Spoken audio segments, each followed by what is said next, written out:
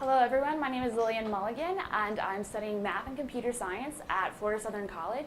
So this summer I got to do something different and work with Dr. Stephen Conjera in the biology department on an electrosensitive species study. And so the problem that we're focusing on for my project is looking at the shark bites in the subsea cables.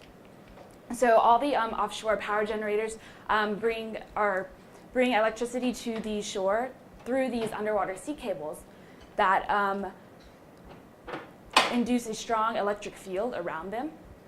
And sharks have the ability to detect this electric field, and they will often bite into these cables thinking that they are prey. And these shark bites can cause interruption in the service, and also they can be very expensive to repair. So our objective is to create a strong electric field that will deter the sharks from biting these cables. We want the electric field to be strong enough that it's unusual, so they don't think that it's prey. So the proposed method of doing this is to coat the cables with combinations of graphite and zinc. Graphite and zinc are on different ends of the scale here that you can see. And they are very opposite, so when they are put together, they can create an electric field. You can see magnesium and graphite are on the opposite ends, but magnesium is very expensive, so we chose zinc because it is very cheap material, and we want to find what will give us the most bang for our buck, you can say.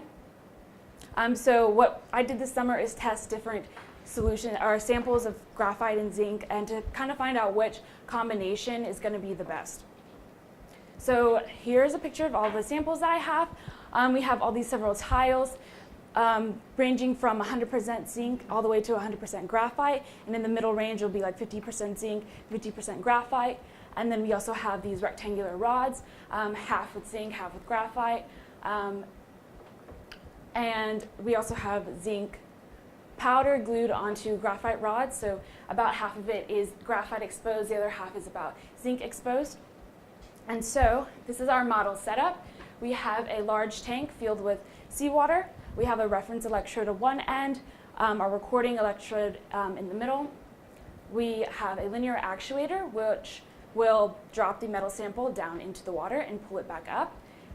We have an amplifier that will make the signal stronger and able to read, our filter which will cut out any noise, and then a digitizer which will put it onto the computer and display it using a software called LabChart, so that we can read out what is the measurement of voltage that each sample is giving off. And so our experimental setup, you can see here, this is down in the lab. It's basically the same as the model setup that I just showed, and you can see how we just used a rubber band to put different samples onto our linear actuator, and then it will just drop it down into the seawater and pull it up. So these are some of the results that we got from our first trial. You can see the majority of our samples did not really create much voltage at all. They're very flat. There's only about 3 that were very significant. So we decided to take the top 5 and run more trials on them. And so here on the graph on the left shows our mean over the 3 trials of these different samples. And the ones that we found to be the best were the ones that were about 50% graphite, 50% zinc. And then we also looked at the different mass of all of these samples and found that our graphite rods are the best ones with looking for the most bang for your buck with mass and the voltage given off measured in microvolts. And so future work would be to actually take these samples out and see how sharks actually interact with them. And thank you to everyone. Thank you.